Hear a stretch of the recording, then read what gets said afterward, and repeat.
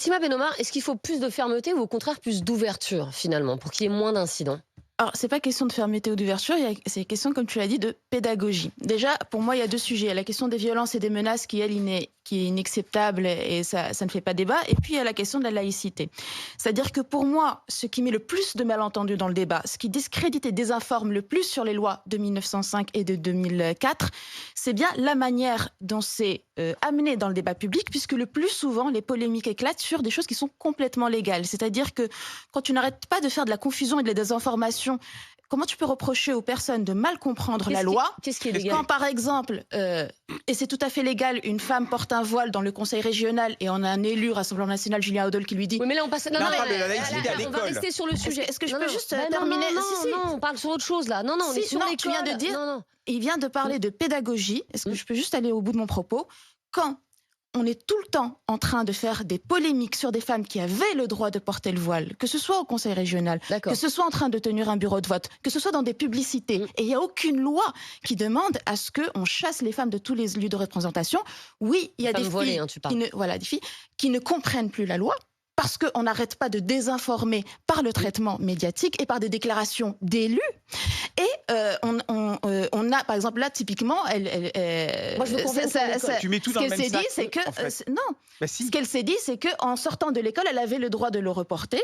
Et quand Elle a appelé son frère derrière. on a tellement le frère qui commet des violences et des menaces, mais je commence en disant c'est bonjour. C'est ça le problème. Mais par rapport aux sujets qui sont concernés par le port du voile quand elles zappent à la télé et qu'on n'arrête pas de mettre de la confusion et de la désinformation sur ce que dit vraiment la loi, on ne veut pas cette année après que sur la mission dont tu parlais de la pédagogie, c'est sûr, il y a des désinformations. Et d'autant que la loi de 2004 qui a ouvert une exception dans la loi, parce que à la base, la loi de 1905, c'est que ce sont les fonctionnaires, les représentants de l'État qui doivent observer une neutralité.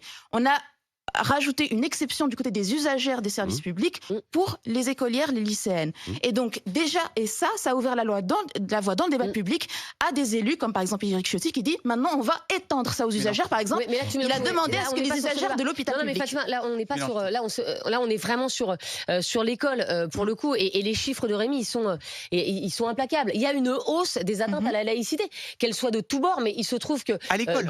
ces chiffres... Non, c'est particulièrement les musulmanes qui portent le voile, qui est un objet de polémique et de désinformation, même quand elles ont le droit de le porter. Oui, mais et là, donc tu ne peux pas reprocher à des gamines de ne plus comprendre la loi. Dans le rapport des renseignements généraux, c'est vrai que la quasi-totalité des incidents sont liés au port du voile, mais aussi, c'est un nouveau phénomène, en tout cas. La musique également. La musique, le refus d'aller à la piscine, et également des garçons qui portent des tenues dites traditionnelles, mais qui ont des tenues à signification religieuse. En tout cas, là, le sujet qui nous occupe, c'est sur la question du voile. Non. Et il faut admettre Non, le sujet, là, à la laïcité. je parlais de l'anecdote, l'événement dont vous avez parlé. Oui. Et Anecdote. je tiens à dire que quand tu dis qu'il faut Anecdote, être c'est pas dans une la anecdote. pédagogie, à ce moment-là, il faut assainir le débat public et demander à ce que les élus ne disent pas n'importe quoi sur où et quand on a le droit de porter le voile.